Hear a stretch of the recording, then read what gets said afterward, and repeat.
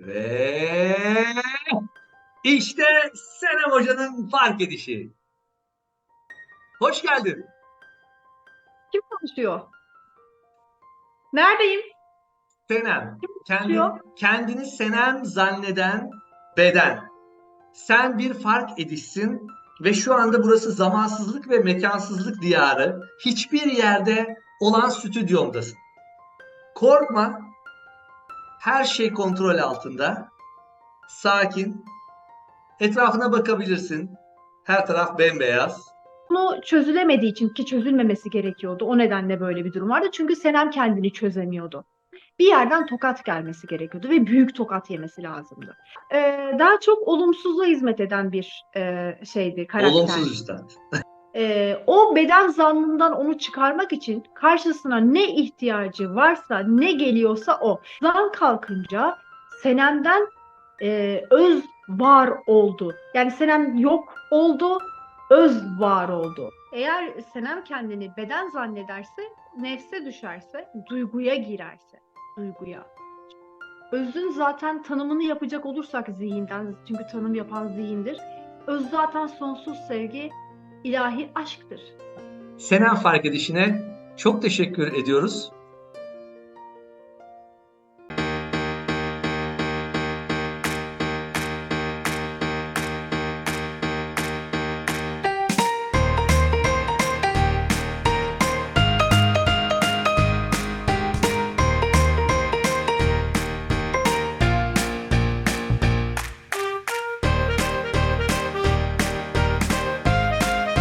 Hayatın Neşesi, Demir'in Sesi bir uyanış hikayesiyle karşınızdayım arkadaşlar. Bomba gibi, fişek gibi muhteşem bir programla, yine farklı konseptli bir programla sizlerle beraber olacağım. Arkadaşlar, insan 2023'ün başından beri tam 67 HNDS, yani Hayatın Neşesi, Demir'in Sesi yapmışım ve de bu programlarda farklı konuklar da aldım.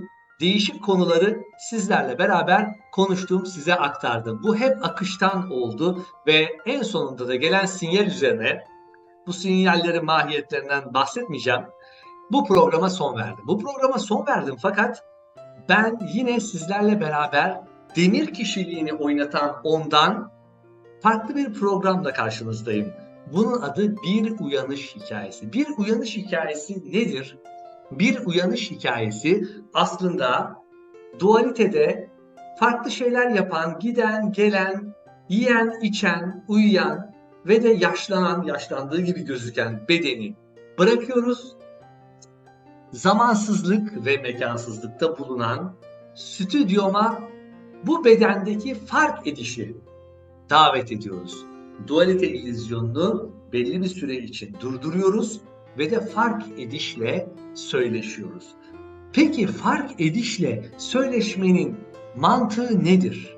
Bunun mantığı arkadaşlar, beden algısından çıkan fark edişin aslında ölmeden önce ölünüz söylemindeki gibi uyanması, aydınlanması ve ışık yolunda giderken bir mola vermesi. Çünkü bu molayı çok önemsiyorum. Bu molayı tekrar bedene döndükten sonra ve belki 50 sene daha dünya dualite zamanına göre yaşarken hatırlaması daha sık aslında bedenden çıkması. Buradaki amacımız bu. Öz ne ister? Özün sistemi nasıldır? Öz bedenle nasıl bir diyalog içerisinde bulunur? İşte bunları konuşacağız fark edişte.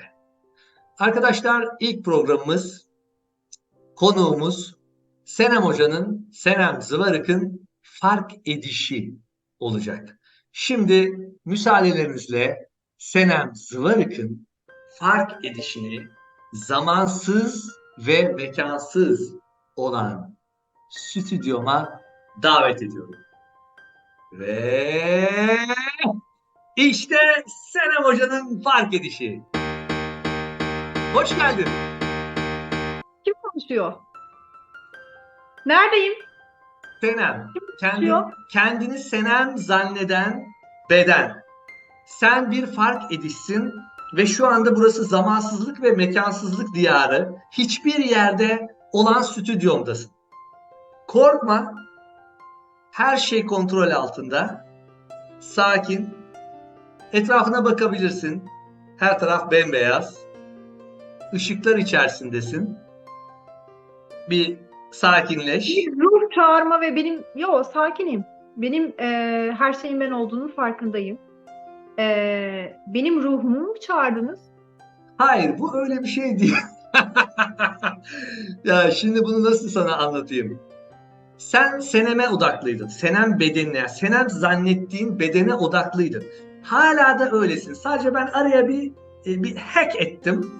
Araya bir girdim. Dünyada zamanı durdurdum. Seni yukarı çektim. Yukarı derken hiçbir yere yani.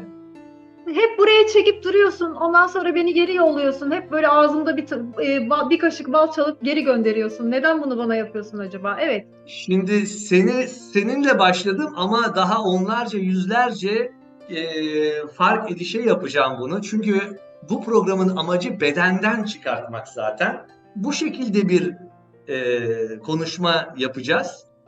Sen ne olduğunu anladın, değil mi? Tamam, anladım, farkındayım. Evet. Sen şu anda bir fark edişsin. Senem bedenine odaklısın. Hala gümüş kordon kopmadı. Yani fiziksel olarak ölmedin. Ölmeden önce ölünüzü gerçekleştiriyorsun. Tekrar seni geri göndereceğim. Kaçıncı gerçekleştirme bu Senem'den acaba? Evet, dinliyorum. Gittikçe, duydukça, dinledikçe hoşuma gitmeye başladı. Evet. Hoşuna gitti. Peki, sen bir fark edişsin ama sana Senem diye de seslenebilirim. Çünkü bedenin içinde olacaksın. Sen de konuşurken hani Senem'den ben diye bahsedebilirsin. Böyle şeylere takılmıyoruz. Evet, Hazır mısın? hazırım. Önce nasıl bir duygu? Onu alalım senden. Ee, Aslında çok da Senem'in çok yabancı olmadığı bir durum. Bunları daha çok deneyimledi. Fakat şu an Senem'den kopup astral bir seyahat yapıyormuşum gibi, bir rüya alemindeymişim gibi. Gözlemci pozisyonunu şu an yaşıyorum ve bu şu an için benim için güzel bir deneyim. Evet, dinliyorum. Evet, gözlemci pozisyonunu yaşaman çok güzel. Çünkü senin uyanmalarının bir safhasında gözlemciyi de bırakmak var. Biz o noktada değiliz. Biz şu anda dualite algısında duyular tarafından güdülenmemek adına bedenden çıkıyoruz. Yani bunun merhaleleri var biliyorsun. Hı hı. Ve evet, şimdi konuşmamıza başlayabiliriz.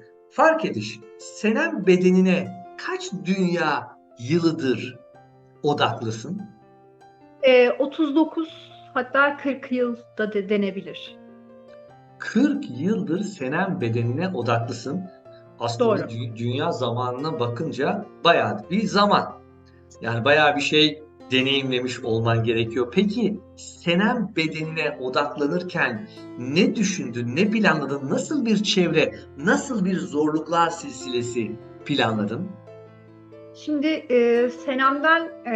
Senem bedenini seçerken bilerek seçtim tabii ki. Senem'in annesini, babasını, çevresini, ortamını, her şeyi bilerek bunu seçtim ve Senem'den gözlemlemeyi seçtim.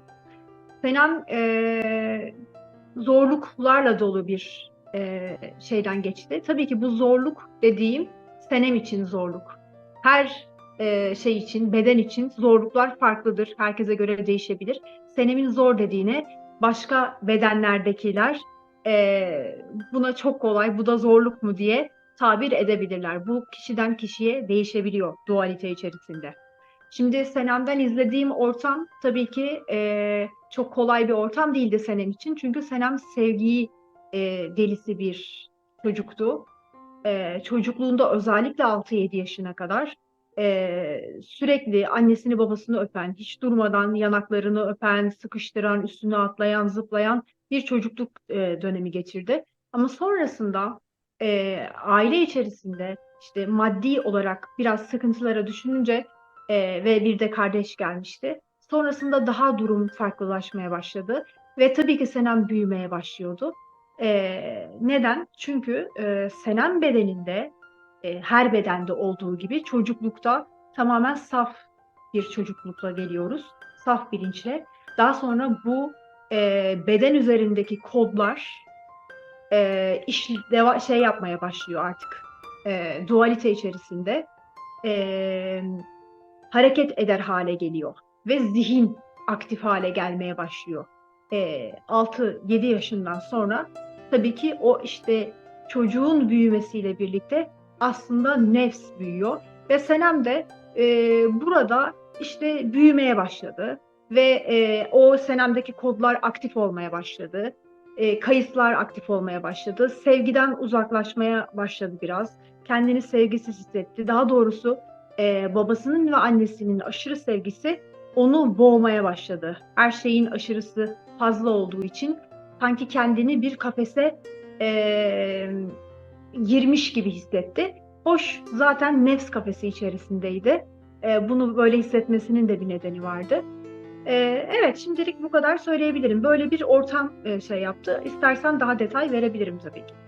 Yalnız sen baya böyle fark ediş olarak hani gayet rahat moda girdin. Sen dualitede de yaşarken demek ki hep böyle çıkıp çıkıp yürüyor muydun? Yani beden algısında şimdi ileride bu soruları da soracağım ama genelde böyle ilk ürkekliğini, şaşkınlığını çok çabuk attın. Takır takır konuşmaya başladın fark ediş olarak. Yani Evet, gitmeyi yani Senem, göndermeyeceğim desen okey dersin herhalde. evet derim. Yani şimdi Şimdi orada tekamül şeyin devam ediyor ama zaten devam göndermem et, lazım. yani tabii ki derim derken şöyle, burada kalmam gerekiyorsa kalırım, gitmem gerekiyorsa giderim. Kabuldeyim, teslimiyetteyim. Sen şöyle bekle biraz bakayım. Evet. Şimdi peki bu tekamül planını yaparken gittin, bedene odaklandın. Önce kendinin ne olduğunu anlamaya çalıştın ve süreç başladı. Yolculuk başladı. Nasıl anladın ilk özün varlığını, öz olduğunu, özden olduğunu, çocukken mi, genç kızken mi veya daha sonraki senelerden yani bir anormallik, bu bedenin olmadığını nasıl bir süreçte anladın? Öncelikle tabii ki çocukluktan da bir şeyler vardı. Genlerimden geliyordu. Senemin genlerinde bu kayıtlar vardı. Çünkü annesinde bu vardı özellikle. Annesinden gelen bir farkındalık vardı. Fakat tam olarak orada bunu çözemedi ve sevgi onun elinden alındıkça, dışarıda sevgiyi aradıkça, daha doğrusu o sevgiden boğulduğu için Senem, dışarıda böyle bir rahatlık, özgürlük arıyordu. Bunalımda, baskıda hissediyordu kendini ve adım atacak yerler kalmamıştı çünkü annesine ve babasına çok bağlıydı. Çok seviyordu onları da. Çok bağlı olduğu için onların sözünden çıkamayan birisiydi. Bu sefer küçük de bir yerde yaşadığı için hep el alem ne der düşüncesi vardı Senem'de. Senem'in rüyaları da vardı. Senem rüyalarında olacak olanları görüyordu. Öyle planlanmıştı zaten Senem'in fıtratında bu vardı. Ve rüyalarında olacak olanları falan bilince Senem'de bir ego başladı. Ben bir şeyleri biliyorum gibi, gelecekle ilgili bir şeyleri farkındayım diye. Sonra Senem'in rüyalarında farklı alt boyuttan, çünkü ego şişince alt boyuttan bazı varlıklar Senem geleceği bilmek istediği için Senem'e musallat olmak istediler. O sırada Rüyanın içinde tabii. evet. Senem de bunu fark ederek başladı Ayetel Kürsi okumaya. O zaman tabii ki daha okuyamıyordu. Yazdı, başına koydu falan. Sonra hiçbir şekilde Kaç gelecekle yaşlarında? ilgili daha küçüktü, yani 9-10 yaşlarında falan olabilir. Sonra ama bu böyle üniversiteye kadar falan bu rüyaları devam etti. Fakat Senem çok bunalıyordu. Yani üniversiteyi de ailesinden uzağa gidemedi. Böyle bir baskısı var. İşte babası herkesi tanıyor diye adım atamıyor. Dersleri çok iyi olmak zorunda. Şudur budur derken Senem'de şöyle bir şey vardı. Ne kadar üstüne gelirse Senem o kadar uzaklaşıyordu aslında. Tabii bunu çözülemediği için, ki çözülmemesi gerekiyordu. O nedenle böyle bir durum vardı. Çünkü Senem kendini çözemiyordu. Senem kendini çözemediği için, dışarıda birisi var zannettiği için babasına kızıyordu. Belki annesine kızıyordu. Etrafındaki insanlara kızıyordu. Bu şekilde bir hayatı vardı. Sonrasında işte Senem iş dönemine başladığı zaman da e, böyle hayatı daha farklı olmaya başladı. Çünkü iş yerinde ona çok gülme, gülmek işte yanlış anlaşılır. Sen çok işte insanları seviyorsun ama bu sevgin farklı değerlendirilebilir gibi bir sürü şeyler söyledi. Annesi babası da sen çok safsın, seni kandırırlar diyorlardı. Evet, bir şey diyeceksin. Bunları Senem bedeni deneyimlerken fark ediyor muydu bir şeyler? Bunlar benim başıma neden geliyor diye sormuyor muydu? Yoksa Bir şey tamamen bunlara dirençte miydi? dirençteydi ama Farkındalıksız. farkındalıksızdı. Çünkü başka varlıklar da görüyordu. Üst boyuttan varlıklar görmeye başladı. Onunla konuşmak istediler. İşte korkma, hani biz çirkin bulabilirsin, şey yapabilirsin ama biz sana yardım etmek istiyoruz gibilerinden. Fakat Senem hiçbiriyle görüşmek istemedi. Çok korkuyordu. Acayip korkak bir kızdı. Sonra kendine güvenini kaybetmişti. Bayağı İşte kaliteli bir senaryo yazmışsın. evet. Tabii bu hep aslında Varlıklar, bütün marlıklar filan. senaryolar kaliteli. Yani kaliteli ve kalitesiz ayrımını yapan da tabii ki zihin. Bütün şeyler kendine münhasır bir şey yaşıyor. E, Senem'den de aslında Senem o kadar güvenini kaybetmişti ve küçük yerde yaşadığı için kendini çok suçluyordu. Diyordu ki ben çok iyi bir yerde yaşasaydım, babamın maddi durumu iyi olsaydı çok başarılı olabilirdim diye. Bu sefer Senem hep kızmaya başladı, hep kızmaya başladı. Sanki dışarıda birileri var ve bu şekilde şey yapıyor. Onun suçu, yaşadığı yer onun suçu gibi ya da babasının suçu. Neden burada o yaşadılar falan gibi sürekli suçluyordu. Ve Dışarıyı suçlama. sonrasında Dışarıyı efendim suçlama. evet ve el alem ne der diye yaşıyordu. Çünkü çevresinde de öyle bir şey vardı. Çok küçük bir yer, dedikodu olur, şu olur, bu olur, yanlış anlaşılır, gülersen şöyle olur, böyle olur derken iş yerinde de böyle olunca Senem gülmeyi bıraktı. Senem iyi niyeti bıraktı ama bir yandan da Allah'ım iyi insan olmak istiyorum diye yalvarmaya başladı. Ama iyi insan olmak istiyorum diye yalvardıkça karşısına daha büyük zorluklar gelmeye başladı. Sonra işte belirli bir zaman sonra evlenmeye kalktı Senem. Çünkü onu da bir kaçış olarak biraz gördü evlenmeyi açıkçası.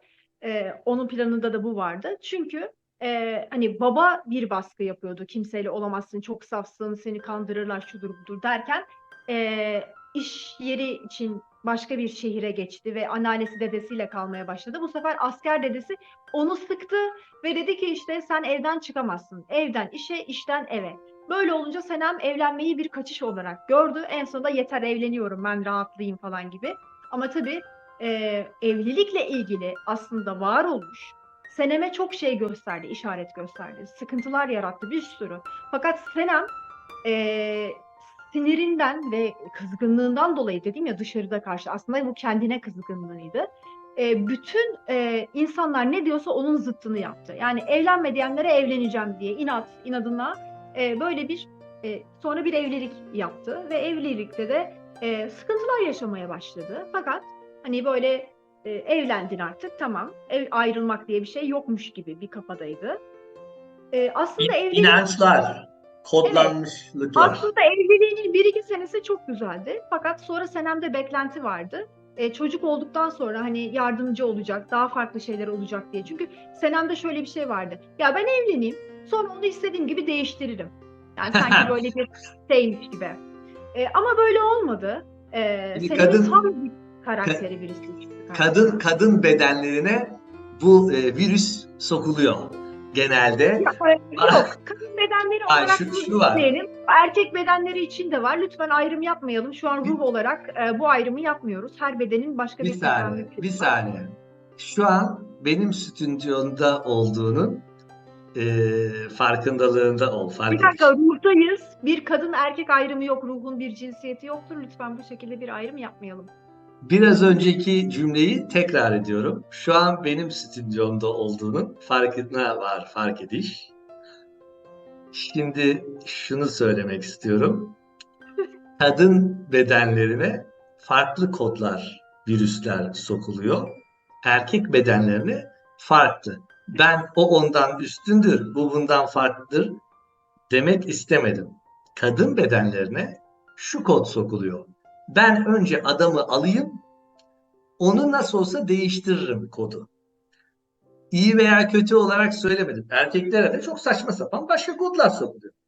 Burada cinsiyet ayrımcılığından değil, cinsiyetlere göre farklı virüsler sokuluyor demek istedim. Şimdi Peki. devam edebilirsin fark edişçim. Evet, sonra çok teşekkür ederim. Sevgili fark ediş, sen de fark edişsin. Şimdi şöyle söyleyebilirim.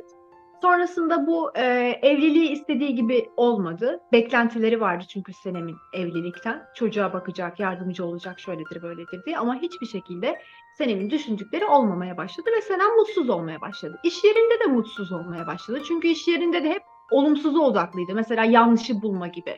Çok düzgün bir yazı yazma, işte resmi yazılar yazma falan diye. Baktık ki Senem hep olumsuza odaklı. İş yerinden de çıkamıyor. Neden? Bir yandan diyor ki işte ben çok iyi bir eğitim almadım. İşte şöyle yapamadım, bu iş başka iş bulamam. Şunu yapamam, bunu yapamam. Sürekli bir değersizlik, sürekli kendini aşağılama. Bu tür şeyler vardı Senem'de.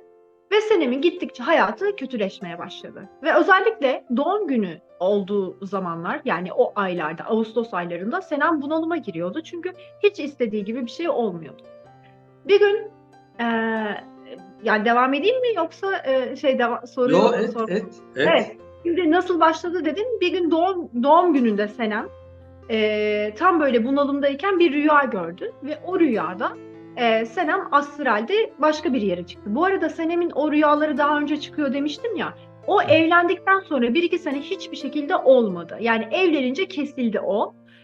Ne zaman çocuk doğurdu? Ondan sonra Senem'de tekrar inanılmaz derecede rüyalar yine başladı. Ve kızında da bir şeylerin olduğunu fark etti. Kızı da böyle konuşmaya başlayınca işte dede mede var falan gibi bir şeyler söyleyince aslında Senem onu hissediyordu, odada bir şey olduğunu falan. Ve Senem bu tür şeylere tekrar girdi. Ve o doğum gününde Senem'in gördüğü rüyada işte Senem astral seyahat ettirilerek kalbine bir şey yerleştirildiği söylendi. Ve Senem o rüyayı gördü. O kadar bunalımda ölmek isteyen Senem, bu arada çocuğuna da tabii ki o ruhsal şeyi, o zaman farkındalığı olmasa bile Senem'in şunu fark etmişti. Senem mutsuz olunca çocuk da mutsuz oluyor. Her ne kadar çok küçük olsa da onda da sürekli ağlamalar veya sıkıntılar görüyordu. Ve bir şeyleri düzeltmesi lazımdı. Kızı için tutulması gerekiyordu hayata. Ve Senem o rüyayı gördükten sonra inanılmaz bir enerji patlaması yaşamaya başladı. Yani kalbine bir Ali Sipir diye bir şey yerleştirildiği söylendi. Bir Ali musalla Sipir. taşında yatmış. Evet, musalla taşına yatırılmışım. İşte Senem yatırılmış ve etrafında böyle yüzleri kapalı varlıklar var. Ama insan olmadıklarını çok net biliyor. Farklı boyuttan olduklarını çok net biliyor ve çok üst boyuttan varlıklar olduğunu da çok iyi biliyor. Senem korktuğu için yüzlerini göstermiyorlar. Onu da çok iyi biliyor. Ve sonrasında işte Senem'in kalbine bu yerleştirildi ve Senem o zaman astralde sordu. İşte ne yaptınız bana diye. İşte kalbine ameliyat ettiklerinde kalbine Alispir yerleştirildiği söylendi. Ve nedir bu diye sorduğunda bir taş tablet ve bir frekanslarla ilgili bir şeyler. İşte Senem bunu gördükten sonra iş yerine bir gitti. Sanki bambaşka bir Senem. O eski çocukluğundaki o neşeli, o böyle her dakika gülen Senem geri geldi. Yani herkes ne oluyor, ne bitiyor falan anlam veremiyor ki Senem de veremiyordu. Ama bir şey olmuştu yani. Ve bir şey bekliyordu. Araştırdı bu nedir? Astrolojiyle mi alakalı? Şununla mı alakalı? Bununla mı alakalı diye. O zamanlar bir şeyler araştırdı ama bir türlü bulamadı. Ve bir gün aradan tabii 1,5 sene falan geçmiş ama bunu araştırmayı hala biliyor yani vakti gelince sanki olacak diye kalbinde bir şey biliyordu Senem'in. Senem bilmiyordu bunu ama kalbinde bir şey Senem'e bekle diyordu, sabret diyordu. Ve 2019'lu yıllarda Senem yani aradan 1,5 sene falan geçmiş. 2019 pardon 2 sene geçmiş. Doğum gününde o gün yine bir şeyler oldu ve Senem'in tabii rüyaları yine çok acayip değişmeye başladı. Çok farklı olmaya başladı. Üst boyuttan Sirius'lu dediğimiz veya işte daha başka böyle maviler, şeyler, bir sürü farklı farklı varlıklar görmeye başladı. Tabii onları kendinden ayrı zannediyor Senem. Aha üst boyuttan varlıklar var, benimle iletişime geçmek istiyorlar falan gibi böyle düşünüyor. Ben sana kaliteli senaryo yazmışsın diyorum. Bak inanmıyordum. Baksana bir sürü var. Oyuncu kadrosu bayağı geniş yani. Varlıklar, boyutlar. Evet, çok fazla şey vardı. Bu tür rüyaları vardı. Çünkü Senem rüyalarıyla açılacaktı. Senem'deki senaryo öyleydi. Sonrasında işte Senem bir şekilde birileriyle karşılaştı. İşte nefesi öğrendi. Nefes işte alma verme önemliymiş, bunu duydu. Sonra işte ona sordular, dediler ki ya sen neden böylesin? Hani bir şey var sende. Sen burada çalışmak istiyor musun, çalışmak istemiyor musun falan diye iş yerinde ilgili sorular. Mesela o zaman Senem'in cevabı, aslında çalışmak istemiyorum ama çalışmak zorundayım. Çünkü işte gelirim olması şart falan gibi böyle cümleler kullandı. O zaman Senem'e şöyle bir şey dendi. Ya böyle bir şey olabilir mi hiç? Sen mutlu değilsen niye çalışıyorsun falan gibi bir şey söyledikten sonra aradan 2 gün geçmeden Senem işten atıldı. Atıldı. Yani Bunu iftiraya bu uğrandı. cümleyi sana şirketteki dualitedeki Hayır, karakterler mi söyledi? hayır. Başka dışarıdan birisi şöyle iş görüşmesi için yani iş görüşmesi değil de işimle ilgili bir yeri ziyarete gidecektim. Oraya da birisi daha geldi iş yerinden, başkasını daha yolladılar. Onunla beraber biz bir belediyeye görüşmeye gideceğiz. Orada konuşurken böyle rüyalardan falan bahsedilirken ben de rüyamdan bahsettim. Sonra bana sus falan demişti kendisi. Sonra da bana sordu işte, ya sen böyle şeyler, böyle dünya mı var ya, nasıl sıkıntılı bir dünya falan deyince dedim ki bu uzaylı falan mı, yani hiç böyle hayatta sıkıntı diye bir şey olmuyormuş falan, yokmuş, nerede yaşıyor bu falan diye o zaman onu şey yapmışım. Aslında çok üst bilinçmiş. Tabii bunu pat diye şeriat bilincindeki bir adama bunu söylemesi, çok detaylı bir şey anlatması, anlatsa bile anlamıyordu Senem o zaman. Ve böyle bir farkındalık yarattı ama. Yani hani bir şeye beğenmiyorsan niye buradasın? Veya böyle bir hayat mı var? Seninki çile değil falan gibi bir şeyler söyledi. Ve onu dedikten sonra 1-2 gün içerisinde ben şirketten Senem atıldı. Ve iftiraya uğradı. İşte Oo. evet. Bu Ve neyi gösteriyordu Seneme? Bu iftiraya uğrama neyi gösteriyordu? aslında Senem'in iftiraya uğramasının nedeni, Senem orayı oranın vazgeçilmezi zannediyordu ve her şeyi sahiplenmişti. Hatta kızıyordu. Yani siz, benim karşısına geçip insanlara şunu söyledi. Yani Senem aklına o kadar çok güveniyordu ki, yani ben çok akıllıyım ama işte başkaları hak etmemişler. İşte daha şeyler ama çok iyi dilleri, İngilizceleri olduğu için, yabancı dilleri olduğu için iyi yerlere gelmişler. Benim de olsaydı ben de Yani olurdum. bir ego vardı. Ego Fazlasıyla yüksekti. narsistim diyordu Senem. Yani böyle göğsünü göre göre ben narsistim diyordu. Ve işte ben burada Karşılaştırma vardı. Kıyaslama tabii, karakterlerle, ben yansımalar. burada olmazsam ben burada olmazsam bu şirket yok olur diyordu. Yani o Oo, kadar. yok oldu mu şirket? Sonra Yani eskisi gibi olmadı, o da doğru. gene bir etki varmış yani. Şimdi evet, çünkü gece gündüz çalışıyordum. Benimki normal değildi. Neden? Çünkü mutsuzdum. Mutsuzluğumu kapatmak için işkolik olmuştum. Hı. Yani hani başka şeylerle uğraşmaktansa buraya kafamı vereyim ki Senem orayla uğraşsın ki burayı görsün diye. Ve Senem'in bu fark edişi, anlaması için bir yerden tokat gelmesi gerekiyordu ve büyük tokat yemesi lazımdı. Senem o yüzden büyük bir tokat yedi. Hem iftiraya uğradı, dedikodu yapıyor, ortalığı karıştırıyor şirketi falan diye böyle bir iftiraya uğradı. Hem de çıkarken şöyle bir şey söylendi. Hani sen Allah'a çok güveniyorsun ya dediler. Çünkü ben sizi Allah'a havale ediyorum dedim. Allah'a çok güveniyorsun ya. Allah'a çok güveniyorsan o zaman gelsin, o Allah seni kurtarsın, hadi bakalım dediler. Oo. Evet. Bu laftan sonra bu bana, kafama böyle bir din sıcak kaynar sular dökülmüş gibi bir döküldü.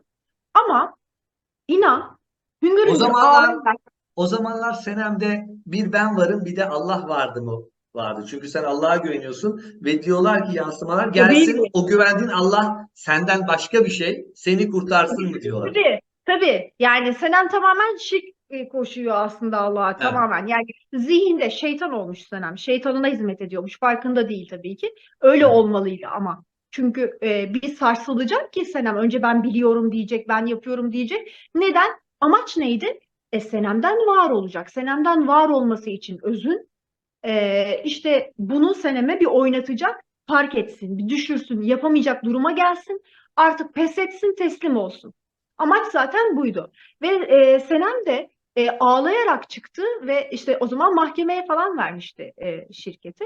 Ve Senem'i, ve öyle bir şeyler oldu ki, ama mucizeler oldu. Şöyle mucizeler oldu. Yani Senem'in suçlarken birdenbire Senem'in davasında ya Senem'i geri alacaklar iş yerine ya da Senem'i suçlayacaklar. Bir daha geri dönmeyecek. Tazminat da alamayacak. Ve öyle bir karar çıktı ki hem Senem tazminatını alacak hem de Senem o iş yerine bir daha geri dönmeyecek diye. Bunun Ki sebebi neydi? Bu karar dualitede neden çıktı? bu kararın çıkmasının nedeni Senem'in tamamen teslim olmasıydı. Çünkü Senem o iş yerinden adımını atıp artık her şeyin bittiğini fark ettiğinde şöyle bir baktı, dedi ki bir dakika dedi, bir şey oluyor. Yani ben işten ayrıldım ama bir şey oluyor. İçimde bir coşku, bir şeyler yeşillendi. Yani öyle bir coşku geldi ki, çünkü Senem'e o zaten rüyasıyla geldi ya. Ondan sonra Senem rüyasından birkaç gün sonra bu olaylar olup ayrıldı. Yani o ona öncesinden verildi o coşku. O ayrılmanın o coşkusuyla beraber Senem hem ağlıyor bir yandan da dedi ki ne oluyorsa olsun. Çünkü Senem'e şu haber de geldi. Sen gel şirkete, İnşallah kazanırsın. Ben sana ciddi mobbing uygulayacağım Hı. dendi. Buna rağmen Senem de ne oluyorsa olsun ya dedi. Yeter artık dedi. Yani burada bir mazoşistlik de var mı? Mobbing uygulanacak bana ama bir gideyim. Nasıl bir mobbing uygulanacak mı var? Neyi merak Yok, ediyor? gitmeyecektim. Heh. Gitmeyecektim.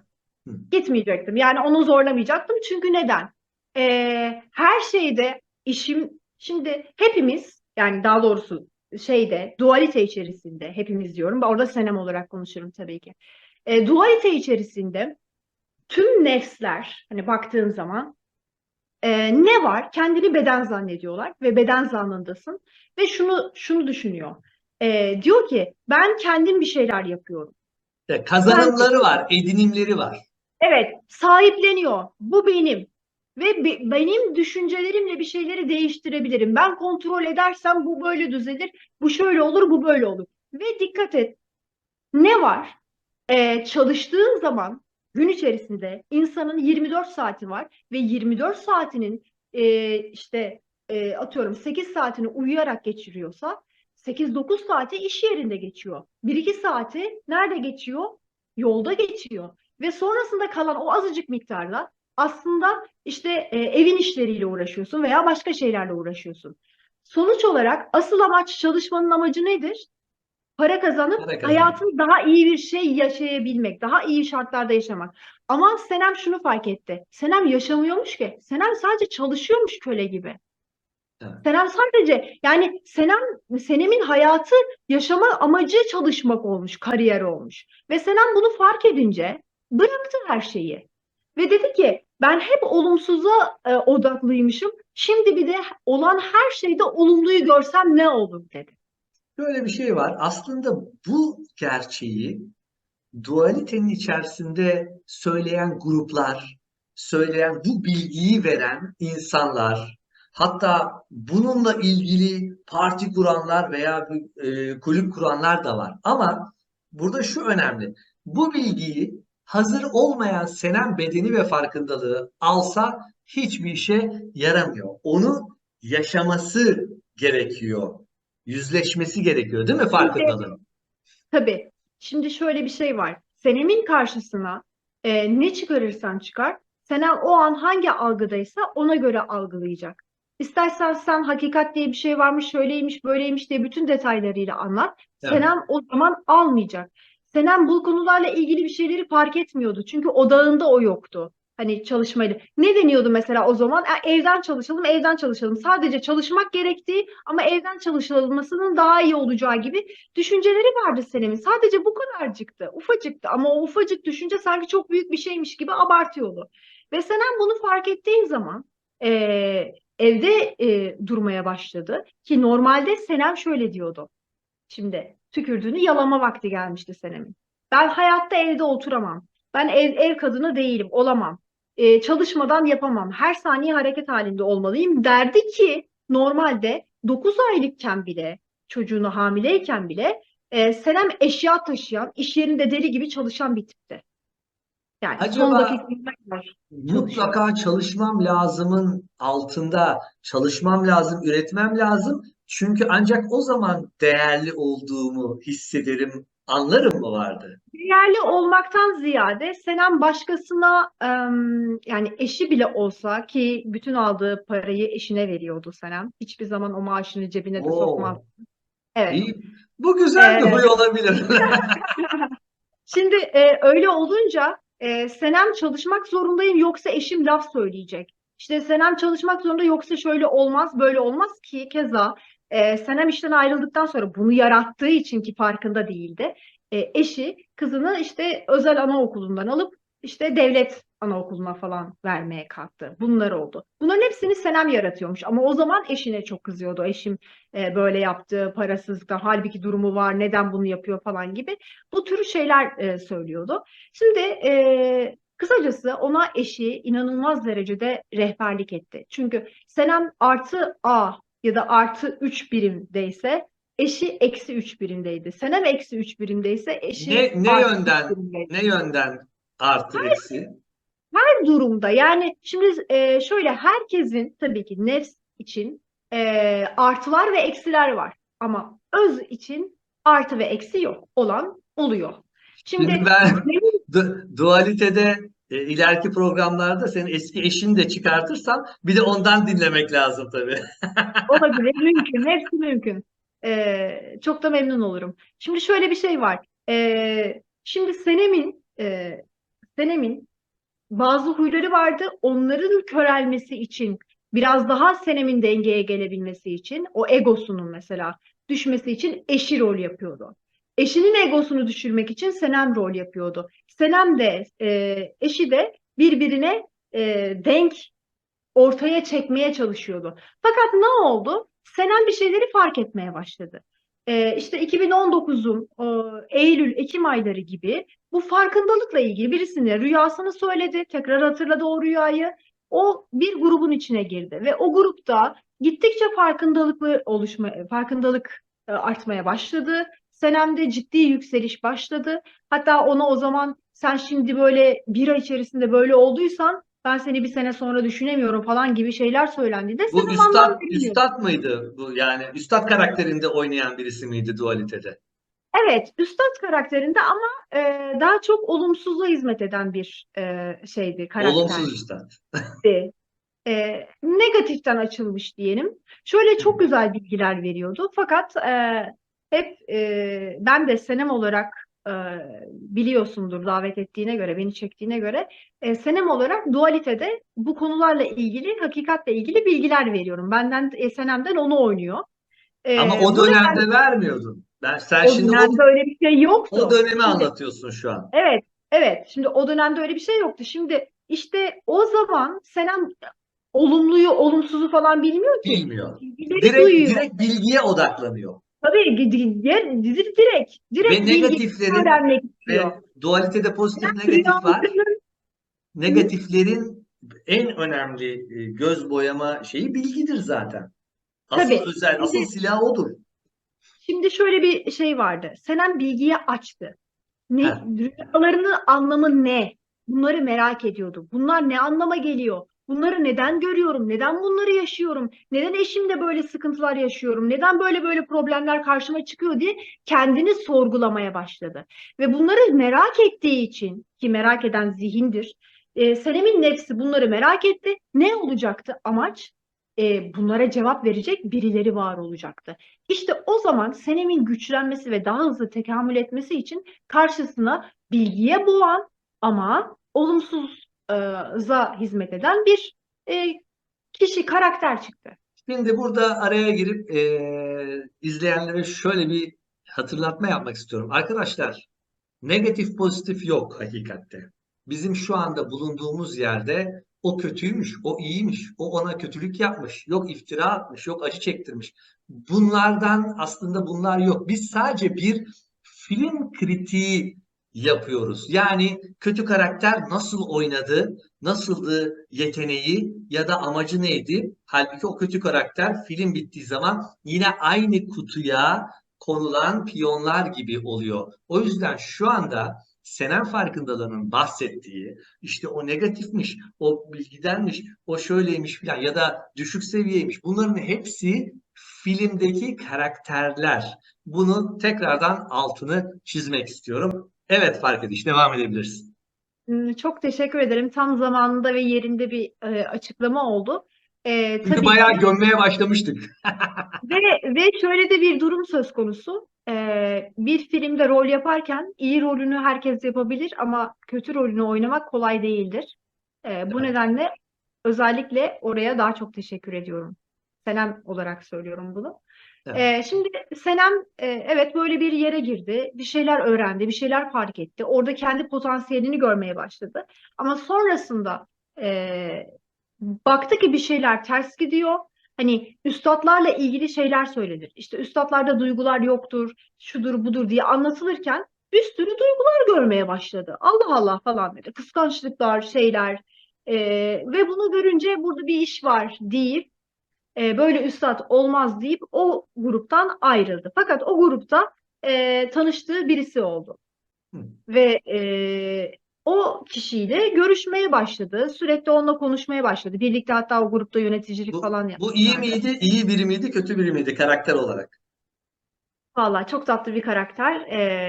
Tolga Demir Çiftok diye bir karakterdi. Ha, ben E, tanıyor muyum acaba? Tanırsın, tanırsın. Sen hepsini bilirsin, her şeyi bilirsin. Şimdi sonuçta hepimiz öz olduğumuz için o karakteri de biliyorsun. O karakteri de biz yarattık. Evet. Evet, şimdi ben yarattım yani. Ben o büyük ben olarak söylüyorum. Ve işte her şey özden olduğu için, kaynak tek olduğu için bilmemek gibi bir şey yok. Özün bilmediği bir şey yoktur. Sen de şu an fark ediş olarak konuştuğun için biliyorsundur diye söylüyorum. Evet, şimdi Senem Demir karakteriyle tanıştıktan sonra birbirleriyle konuşarak farkındalıklarını arttırmaya başladılar. Ve Hı. orada ciddi derecede fark edişler yaşamaya başladılar ve birlikte e, başka bir üstattan bilgelik ve üstatlık eğitimi almaya başladılar. Ve bu eğitimler sonrasında Senem'de ciddi derecede farkındalıklar oluşmaya başladı. Tabii ki aynı şekilde Demir'de de oluşmaya başladı. Ve her gün de konuşarak birbirleriyle birbirlerindeki o farkındalıkları iyice gittikçe artmaya, algılarını yükseltmeye başladılar. Ve sonrasında Senem'de çok uzattım, biraz daha kısa keseyim. Senem'de bir gün toplu meditasyon sırasında e, işte gözünü kapattığı an birdenbire bir ses geldi. Çünkü Senem'de duru işiti de vardı. Duru işitiyle bir ses duydu. Her şeyi bırak diye. Çünkü Senem kendini o daha önce yaşadığı olumsuz olaylardan dolayı sanki karşısında birileri var da onlara karşı kendimi koruma altına almalıyım diye düşünerekten kendini hep koruma altına alıyordu. Ama o gün bir şey ona bırak dedi. Ve bıraktığında Senem'in kalbi işte göğsü ikiye ayrılmaya başladı ve kalbi büyüdü, büyüdü, büyüdü. Resmen kalp gibi hissetti Senem. Bedeni yokmuş gibi hissetti. Öldüğünü düşünmüştü. Yani aslında öldüğünü de düşünmediydi. Orada öyle bir düşünce de yoktu. Ve birdenbire ki Senem'in meditasyonla ilgili pek bir şey de yoktu, deneyimi de yoktu. Ve kalbi patladı. O zaman altın sarısı ışıklarla etrafa saçıldığını falan hissetti Senem. Patladı Ama o böyle bizim bildiğimiz bir patlama mı yoksa yani etrafın her yerin altınlarla, altın renkli pullarla şey saçıldığını düşünebilirsin. Ama bu öyle bir şeydi ki sen o sırada titriyormuş ve inanılmaz bir orgazm oldu. Yani bütün bedeninde, her yerinden sular fışkırıyordu acayip peki derecede. bir şey geldi aklıma şimdi. O ilk seni Mısır piramitlerine götürdüklerinde kalbini açıp içine bir şey yerleştirdiklerindeki kalp ile bu yıllar sonraki patlayan kalp aynı mıydı algı olarak veya farkında hissiyat olarak? Evet, oradaki o coşku, o sebepsiz mutluluk vardı demiştim o Ali Spiri yerleştirildiğinde ve Ali Spiri daha sonra ben çok araştırdığımda o daha önce bahsettiğim üstadla da konuştuğumda hani o negatife hizmet ediyormuş dediğim üstadla da konuştuğumda Senem ona şey diye cevap geldi. Tabii özden geliyor bütün cevaplar. Senem onu bilmediği için bu Hazreti Ali'nin ilmi verilmiş sana diye geldi. Ve Hazreti Ali'nin ilmi gelmiş deyince Allah Allah bu neymiş acaba diyordu. Çünkü Senem'in Kur'an'da çok fazla bir şeyi yoktu. Hatta kızıyordu. Yani ne demek iki tane üç tane evlilik? Ne demek bu böyle? Böyle saçmalık mı olur falan diye. Senem böyle eleştiren bir şeydi. Ama öyle Niye eleştiriyormuş ki? Varsa vardır. Kur'an'dan şaşmayalım. şimdi o Evet, olabilir. Yani espri herkes yapıyoruz. Kur'an'ı Bizim arkadaşlar bir dipnot daha şey yapayım. Hayatın Neşesi Demir'in Sesi, mizah, coşku, ki yaşam enerjisi, prana üzerine sarılı bir konsept. O yüzden her an, her şekilde espri yapılabiliyor. Bunlar da espriydi tabii ki.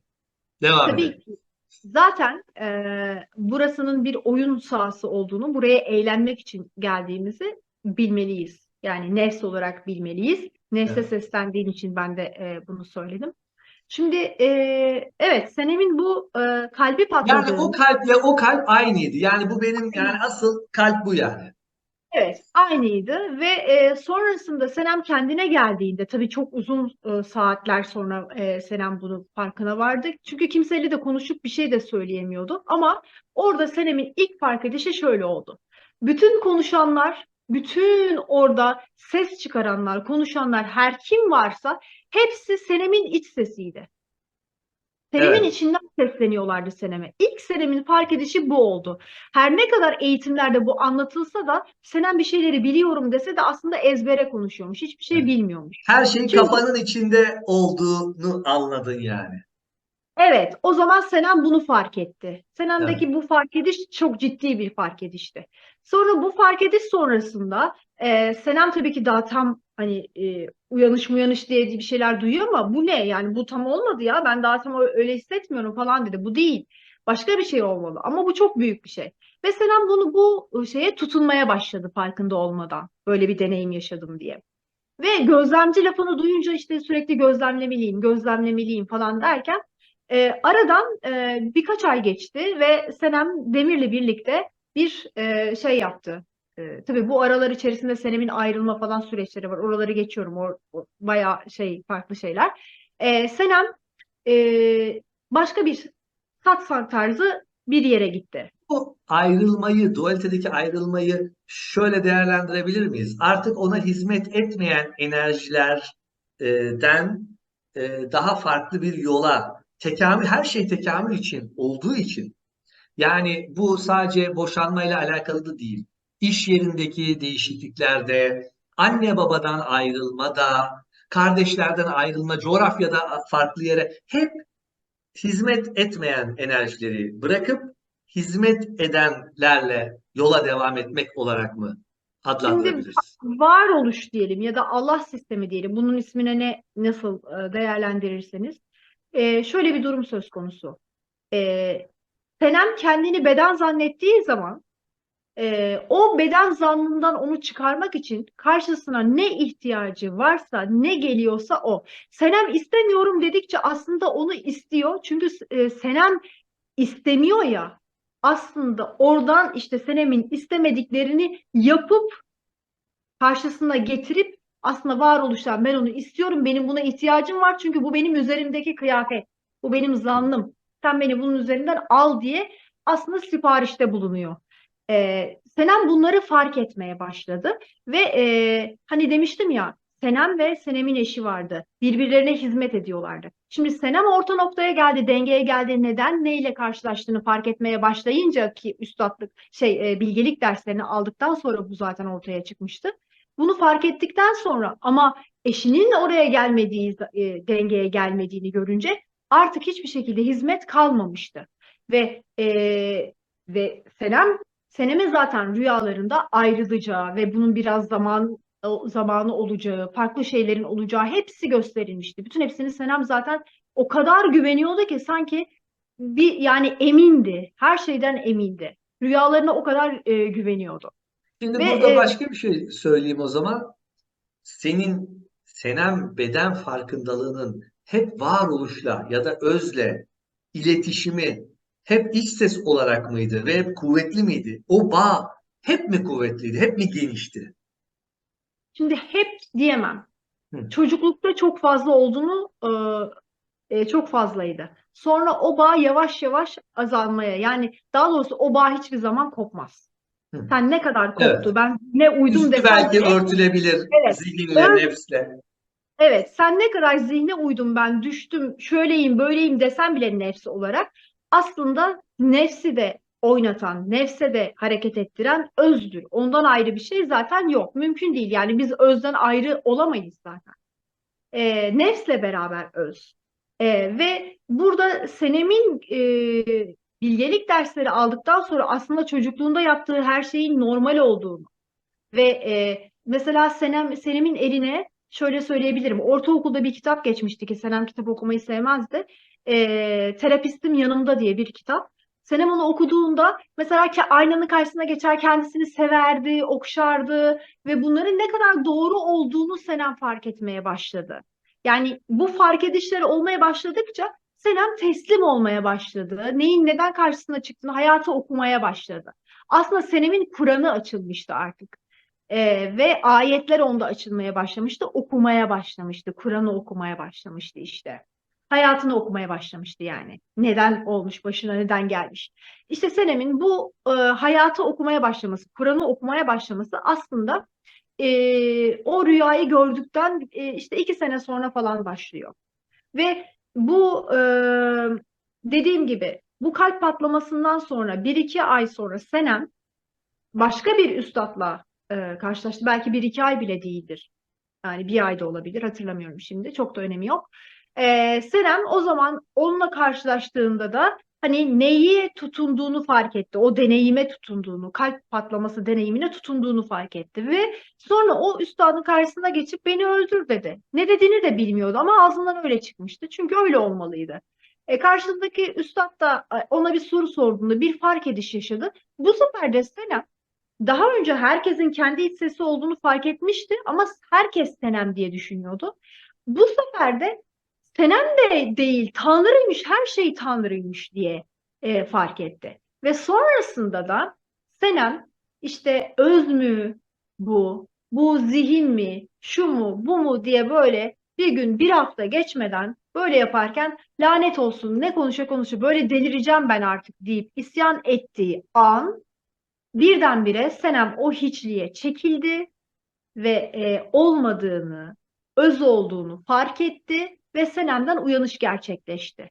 Senem hiçbir şekilde olmadığını, bırakın Senem'i başka bir şekilde hiç kimsenin olmadığını, hepsinin sadece tek kaynaktan olduğunu ve bu bedenin araç olduğunu fark etti. Zan kalktı. Zan kalkınca Senem'den öz var oldu. Yani Senem yok oldu, öz var oldu. E Böyle sen, bir sen olayı bitirmişsin. Bir daha geri gitmene gerek yok o zaman. Seni alıkoyalım burada.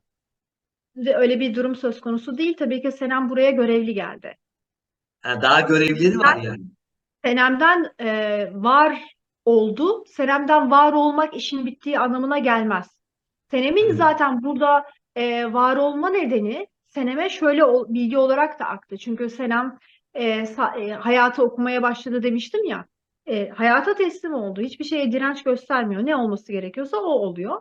Ve Senem'in burada, yani daha doğrusu dualitede görevleri var. Evet. Diğer kendini nefs zanneden, kendini beden zanneden ve bu konuda gerçekten var olmak isteyen, özüne dönmek isteyen canlara, kendi yansımalarına öyle söyleyelim, ya bütün yansımalara orada tekamül için yardımcı oyunculuk yapmak diyelim.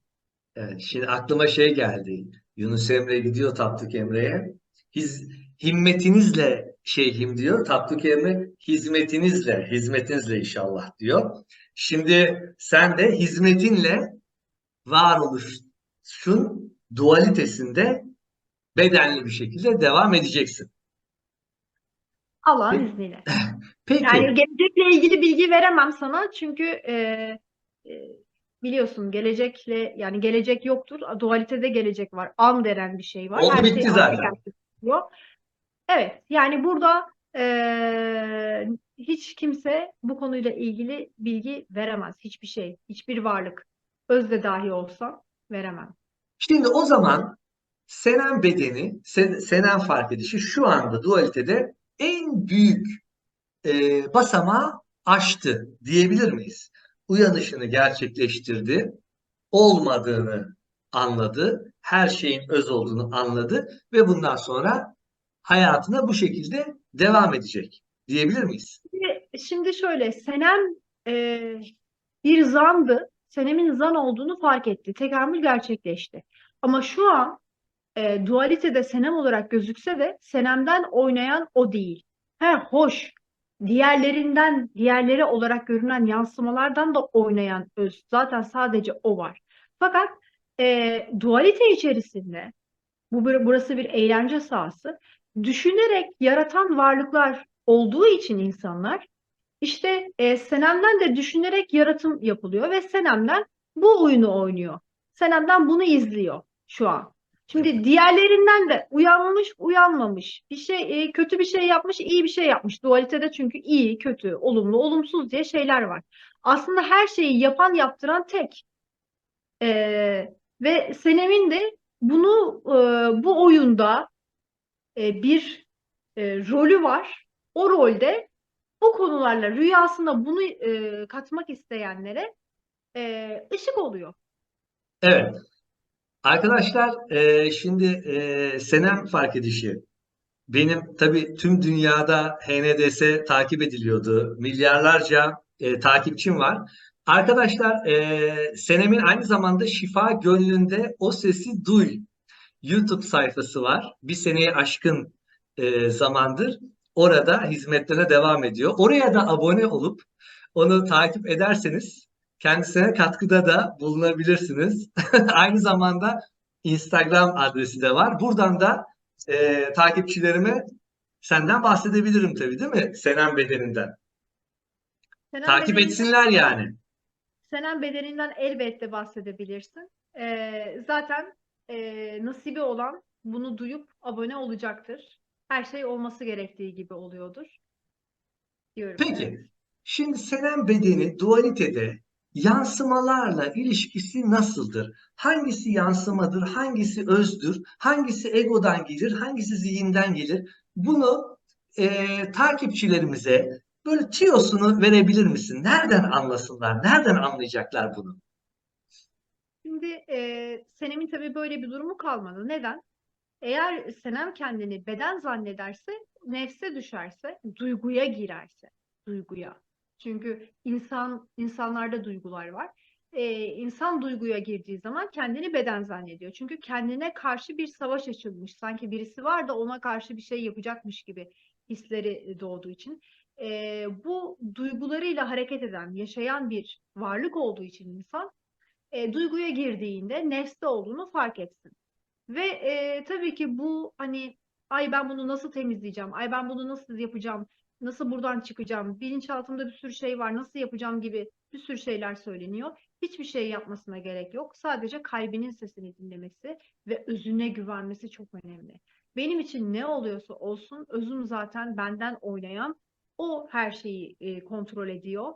Oyunun içerisinde, dünya diye gözüken oyunun içerisinde ben ne yaparsam yapayım sonuç olarak gideceğim bir cehennem, bir şey, bir yer yok. Ya da çözeceğim bir problem de yok. Sadece problem olarak gördükleri için zihinlerinde problem oluşturuyorlar. Olmayan bir bulut gibi. Kara bulut oluşturuyorlar.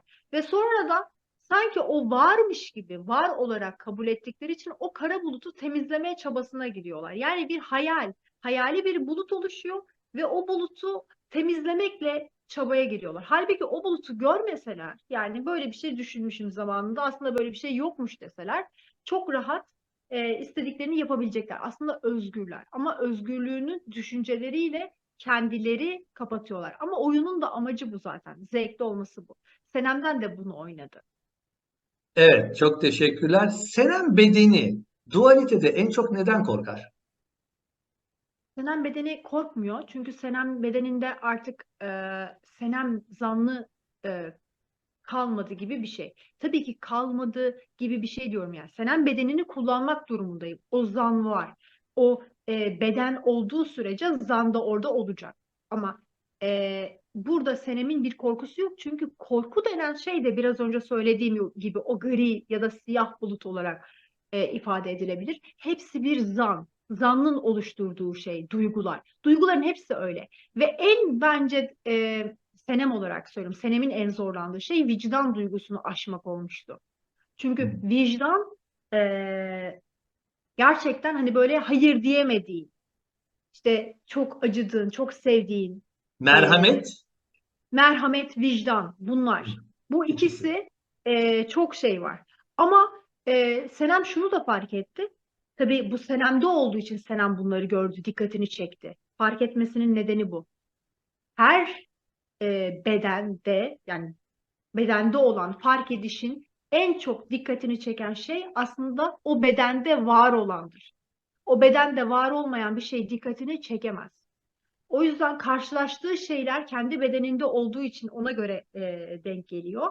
Ve burada Senem'in de zamanında fark ettiği şey değersizlik duygusu, sevilmeme duygusu, anne ve geçmişle ilgili geçmişini temizlemeye çalışmak, geçmişi iyi olmadığı için Senem'in iyi eğitim alamadığını düşündüğü için, küçük yerde büyüdüğünü düşündüğü için gelecek endişesi oluşuyordu. Bak hem geçmiş kaygısı, korkusu hem de gelecek endişesi oluşuyordu. Yani bunlar birlikte hareket ediyor. Değersizlik duygusu. Şu Bunlar anda o öyle bir kadar şey yok diyorsun.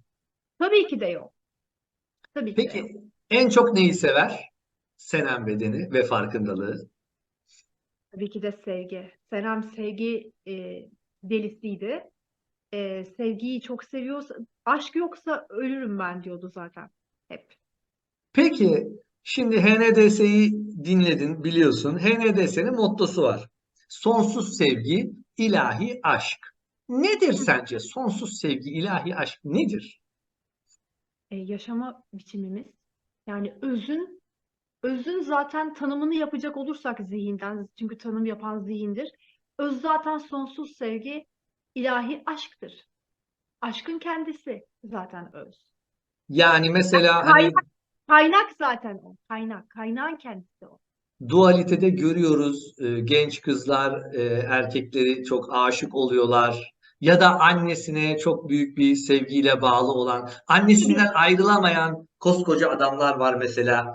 Bu sevgi böyle bir şey mi? hayır, çok daha farklı. Dünyasal sevgi, yani Senem de böyle zannediyordu.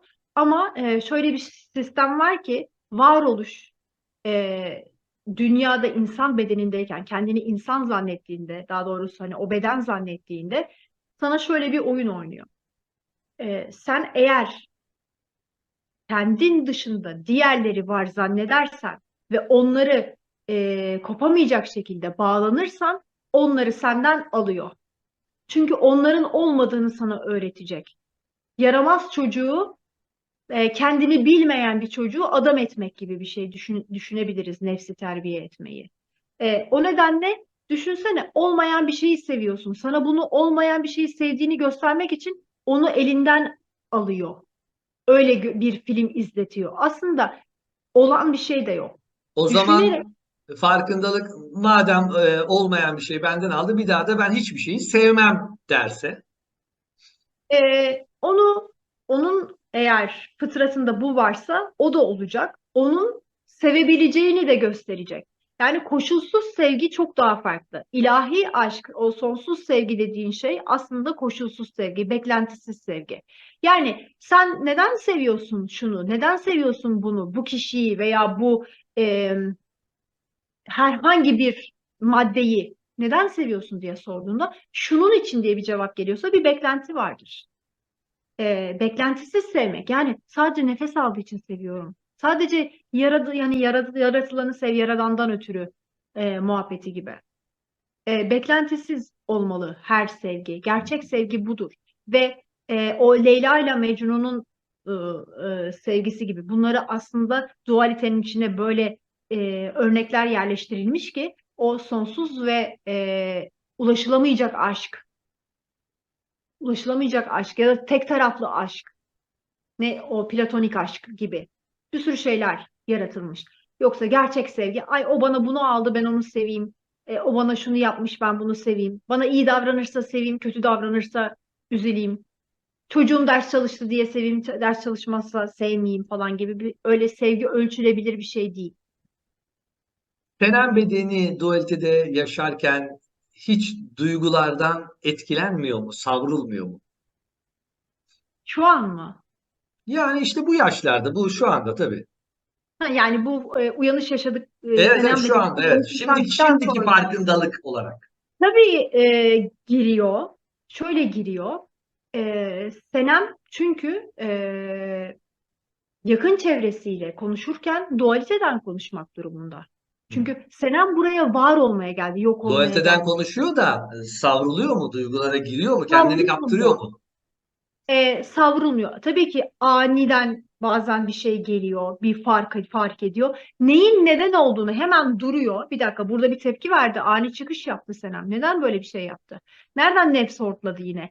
Deyip şöyle bir duruyor ve onu fark ediyor. Ama bu olan, bunun olması dışarıdakilerden ziyade, hani diğerlerinden ziyade en çok daha böyle yakınında olan, hani kızı olabilir, işte Demir olabilir. Hani onunla olduğu şey durumlar oluyor. Onun dışında çok duyguya girdiği yok. Sevgi bir duygu mudur?